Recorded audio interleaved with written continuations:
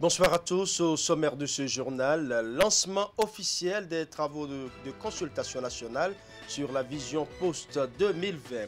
C'est un atelier de 2 jours qui vise à recueillir les perceptions des populations afin d'élaborer des politiques publiques pouvant impacter les différents états de l'espace communautaire. Une initiative conjointe du ministère de l'économie et des finances et la cellule de suivi de l'intégration régionale de la CEDEAO. Le gouvernement du Bénin et le Lions Club international du district K103A4 sont désormais liés par un accord de siège. La cérémonie de signature a eu lieu ce mardi au ministère des Affaires étrangères et de la coopération. C'est un accord qui va permettre plus de collaboration entre les deux parties. Et enfin, séance d'échange entre les organisateurs du festival Effet-Graphe et les responsables du ministère du Tourisme, de la Culture et des Arts. Plusieurs sujets ont été abordés au cours de cette rencontre. Il s'agit entre autres des questions relatives aux différents projets de graffiti en cours et leur financement. Voilà pour les titres, mesdames et messieurs. À nouveau, bonsoir. Le ministère de l'économie et des finances, en collaboration avec la cellule de suivi de l'intégration régionale de la CEDEAO, a lancé ce mercredi les travaux de la consultation nationale sur la vision post-2020. L'atelier de 2 jours vise à recueillir les perceptions des populations afin d'élaborer des politiques publiques pouvant impacter les différents états de l'espace communautaire. C'est un reportage signé Clément Achari. Le développement des pays de la CEDEAO ne saurait être effectif s'il ne reflète pas les besoins et aspirations des populations. C'est le sens que donnent les parties prenantes à cette rencontre de consultation nationale sur la vision post-2020 de la communauté économique des États de l'Afrique de l'Ouest. Pendant 2 jours, les participants venus des différents secteurs de l'économie auront à échanger sur l'ensemble des politiques de l'institution régionale. Il s'agit donc ici pour ces derniers de jeter un regard critique sur la feuille de route existante depuis 2007 et validée par la conférence des chefs d'État de l'Union tout en se projetant sur l'avenir. La commission de la CEDEAO et les États membres ont convenu d'organiser des consultations nationales afin que le nouveau référentiel reflète bien sûr les besoins et aspirations des populations de notre espace communautaire. Ainsi, à l'instar des autres bureaux nationaux de la CEDEAO, le Bureau national CEDEAO du Bénin, représenté par la cellule de suivi de l'intégration régionale, s'est vu confier le rôle d'organisation et de coordination de cet atelier. Ici est de faire remarquer que l'adoption de la vision 2020 a contribué au renforcement du processus d'intégration régionale dans notre espace communautaire. En dépit de ces progrès, de nombreux défis restent à relever, à marteler le coordonnateur de la cellule de suivi de l'intégration régionale du Bénin. Il a entre autres cité la sécurité alimentaire, la libre circulation des biens et des personnes, sans oublier les tracasseries au niveau des frontières.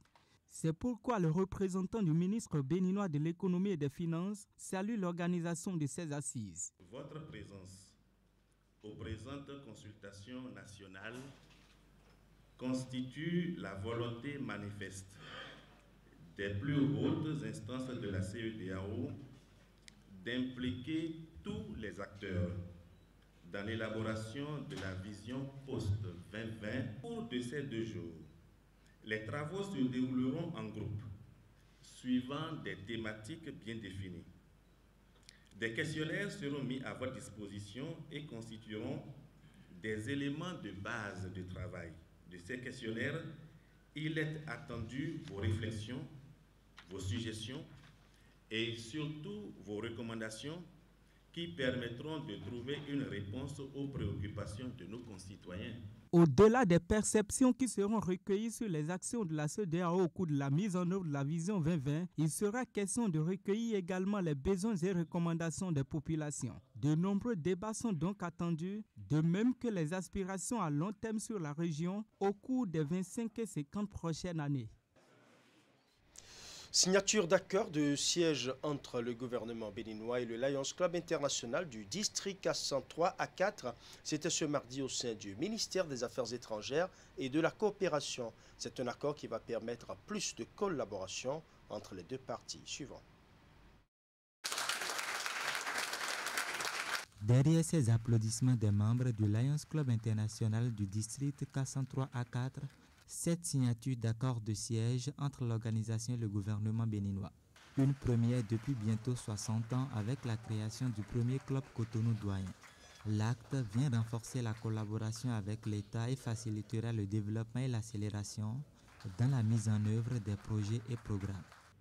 Les Lions soutiennent de nouvelles causes mondiales pour répondre aux besoins émergents qui posent des défis importants pour l'humanité. C'est ainsi qu'en plus de nos actes d'intervention classiques, nous concentrons actuellement nos efforts sur 5 domaines de services prioritaires qui sont le diabète, la vue, la faim, l'environnement, le cancer infantile, avec pour objectif de servir 200 millions de personnes par an d'ici à l'an 2021.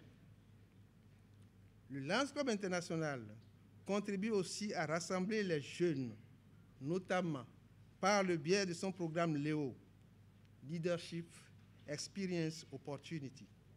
Vu les enjeux, et surtout que le Bénin abritera le siège de tous les Lions d'Afrique, je me suis fixé comme priorité la signature d'un accord de siège avec le Bénin avant la fin de mon mandat.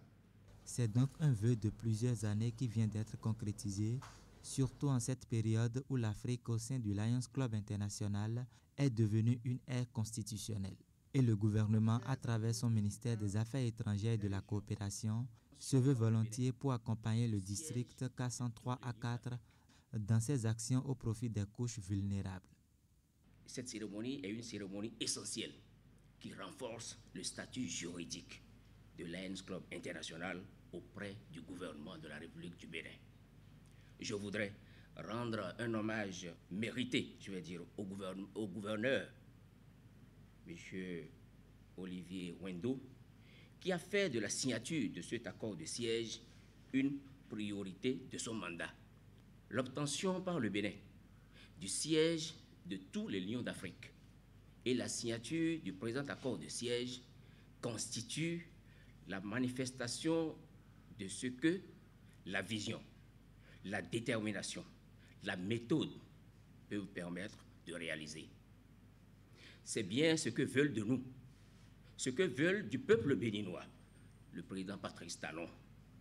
Je voudrais donc vous inviter à plus d'ardeur afin qu'à l'issue des 5 ans de validité de cet accord de siège, vos activités soient couronnées de plus de succès pour vous mettre en situation de pouvoir solliciter et obtenir son renouvellement.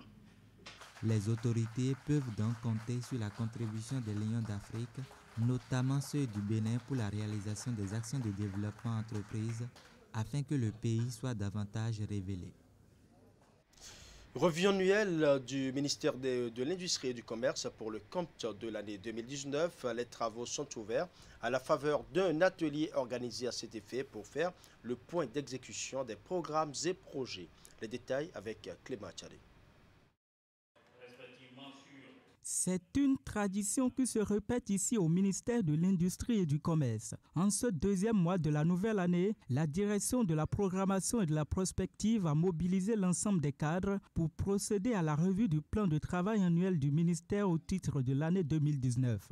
Durant une journée, les directeurs techniques et centraux ont présenté à cette occasion les résultats globaux de l'exécution du PTA, de même que les projets et programmes contenus dans ce plan de travail. Pour plus de 2 mois d'intenses travaux avec toutes les structures du ministère, nous voici tous conviés ce jour, mardi 25 février 2020, à examiner le niveau d'exécution du plan de travail annuel 2019 et au lancement de celui de 2020. Je voudrais nous exhorter à associer davantage la raison, marque de réalisme, à nos rêves respectifs de développement du secteur. Sous la supervision du ministre de l'Industrie et du Commerce, les cadres et directeurs techniques et centraux ont donc procédé à l'analyse de la performance du programme en faisant le point des grandes réalisations. L'autorité ministérielle se dit fière du travail abattu par ses collaborateurs et a invité ensuite les cadres à plus d'efforts pour l'atteinte des objectifs. Le ministère s'est engagé à travers son plan de travail annuel 2019 à mettre en œuvre plusieurs actions et réformes en faveur des entreprises et des acteurs du secteur privé. Ce plan de travail a servi de cadre de référence pour la mise en œuvre, le suivi et l'évaluation de l'ensemble des actions prévues pour être réalisées au titre de cette gestion 2019.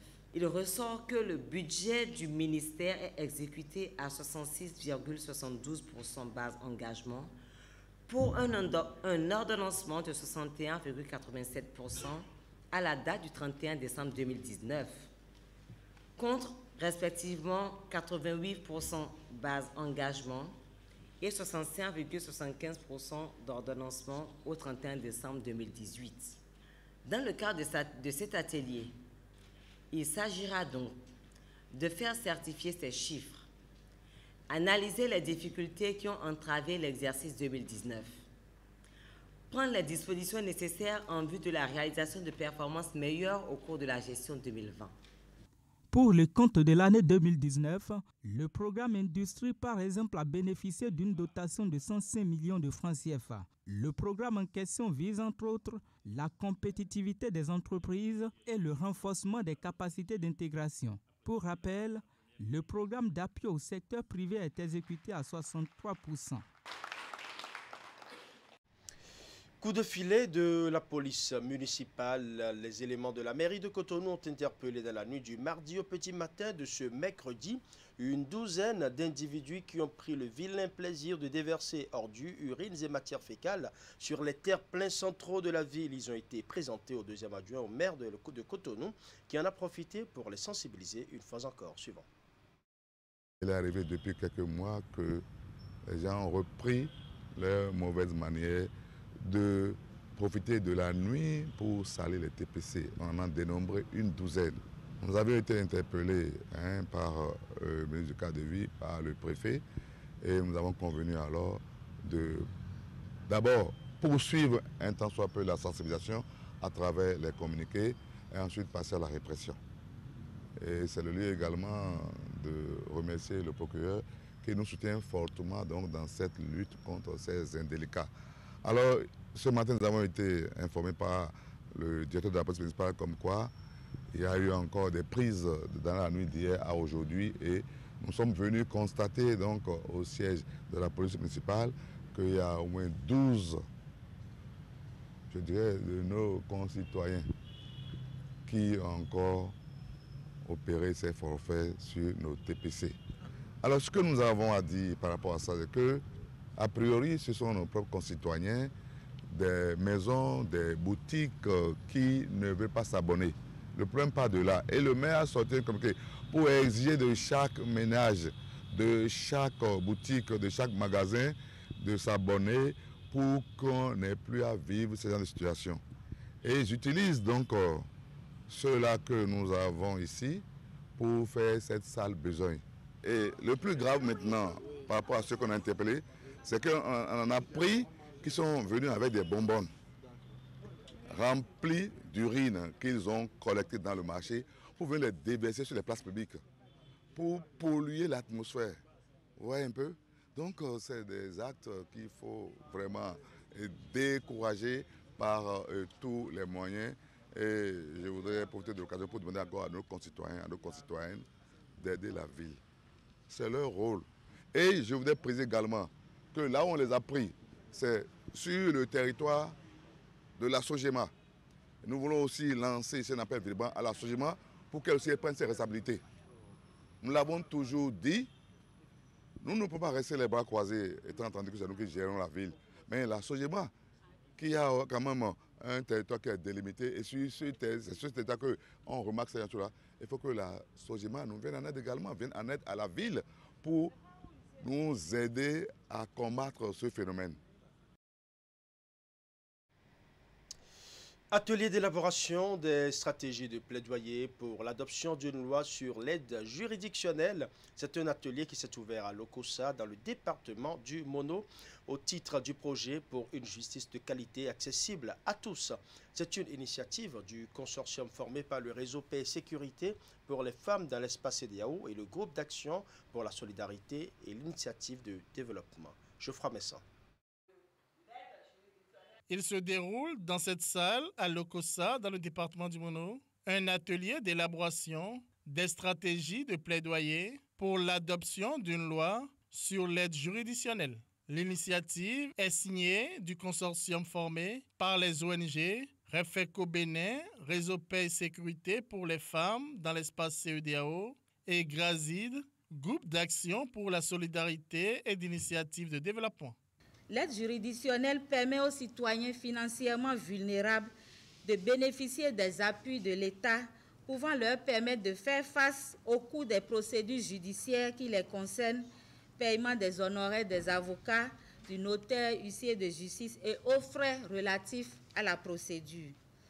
L'objectif visé par une loi sur l'aide juridictionnelle est de permettre l'accès de tous les citoyens à la justice. Chers participants, après les présentations sur le contenu de l'aide juridictionnelle et les techniques de plaidoyer, vous serez répartis dans des groupes pour l'élaboration des différents outils devant nous permettre de faire ces plaidoyers pour la prise de la loi dont le processus d'adoption est avancé. Les participants à cet atelier proviennent des 4 coins des départements du Mono et du Koufo. Ils sont des élus locaux, des élus communaux, des animateurs juridiques, des responsables d'ONG ou d'associations féminines. La rencontre fait partie des activités inscrites au titre du projet pour une justice de qualité accessible à tous du consortium formé par Refeco Bénin et GRAZID ONG. La mairie de Lokossa ne s'est jamais fait prier pour être aux côtés de ce consortium qui œuvre inlassablement pour l'accès des citoyens des départements du Mono et du Koufo à la justice. Le projet pour une justice de qualité accessible à tous a permis d'informer les citoyens sur leurs droits et devoirs en matière d'accès à la justice.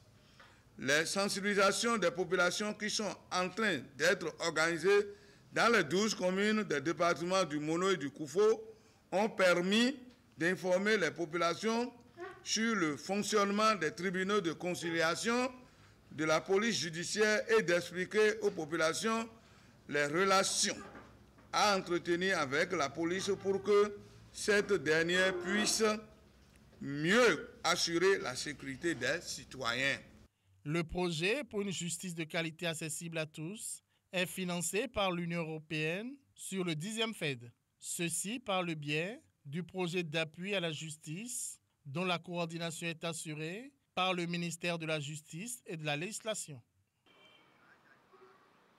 Politique à présent, des membres du cadre de concertation des femmes leaders de Djougou ont officiellement rejoint le parti du cheval blanc Cabré. Le bloc républicain a donc reçu leur adhésion dimanche dernier à travers une cérémonie fort simple qui a regroupé les femmes de plusieurs tendances politiques. Alassane Harouna. Sortie divisée des élections législatives de mai 2019 à cause des dissensions politiques en leur sein, ces vaillantes femmes de Djougou, issues de différentes tendances du bloc républicain et membres actifs du cadre de concertation des femmes leaders de Djougou, ont décidé de parler désormais d'une seule voix afin de préparer et aborder au mieux les élections communales et municipales qui s'annoncent. L'occasion de cette rencontre sera saisie par la présidente du cadre de concertation des femmes leaders de Djougou pour appeler ses troupes en ordre de bataille pour que le conseil communal, qui sortira des prochaines élections, soit aux couleurs du bloc républicain avec 30% de femmes. Nous avons cru au bloc républicain.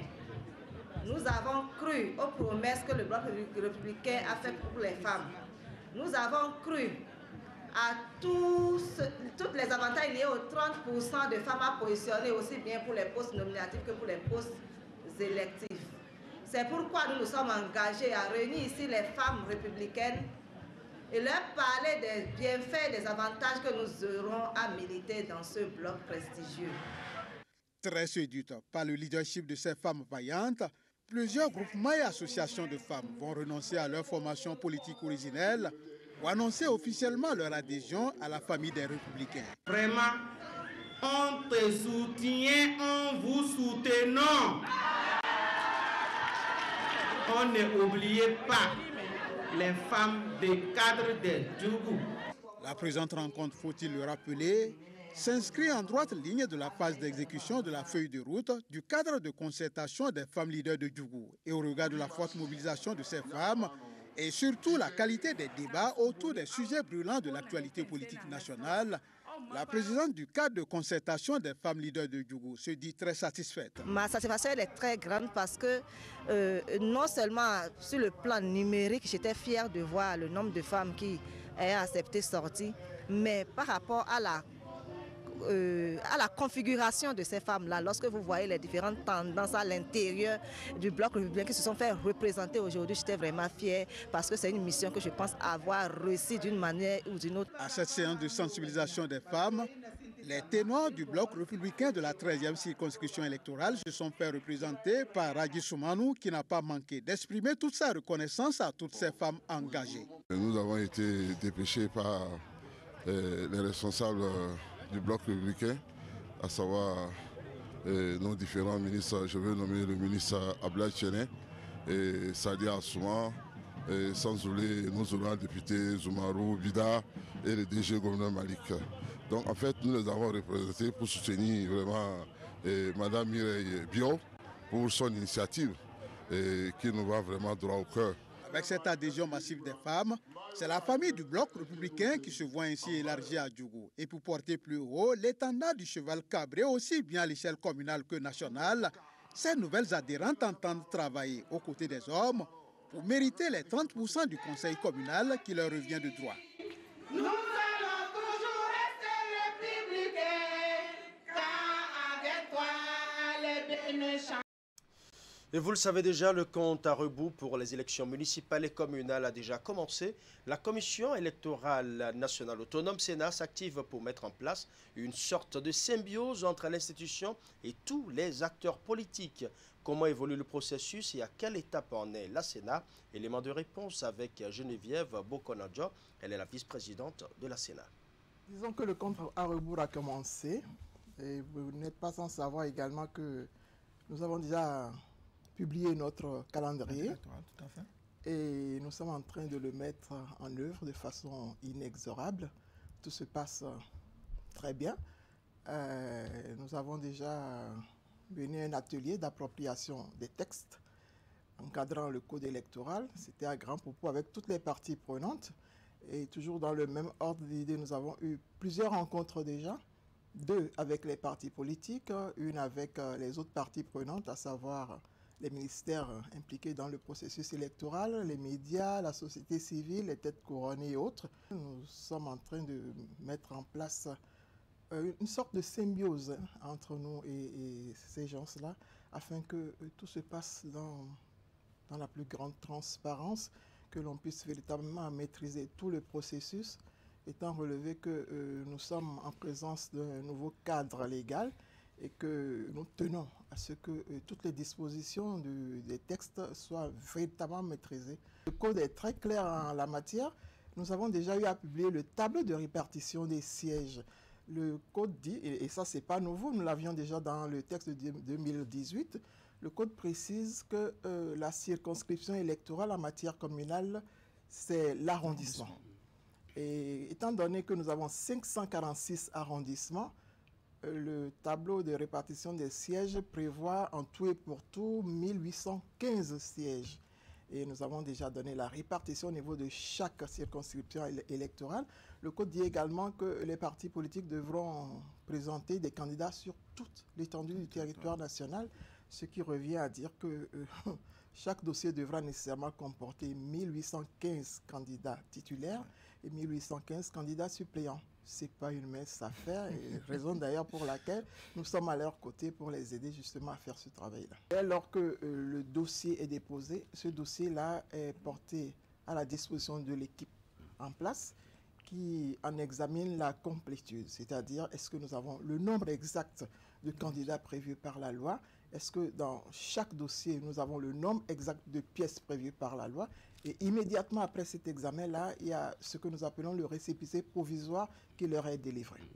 À partir de cet instant, la Sénat a 8 jours. 8 jours pour examiner au fond les 10 dossiers, c'est-à-dire la conformité des pièces déposées, la légalité et tout le reste. Et au bout de cet examen-là, il y a ce que nous appelons soit le récépissé définitif, soit votre dossier, il est propre, il est clair, il est nickel. On vous délivre un récépissé définitif. Le cas échéant, lorsqu'il y a des insuffisances, on vous le notifie.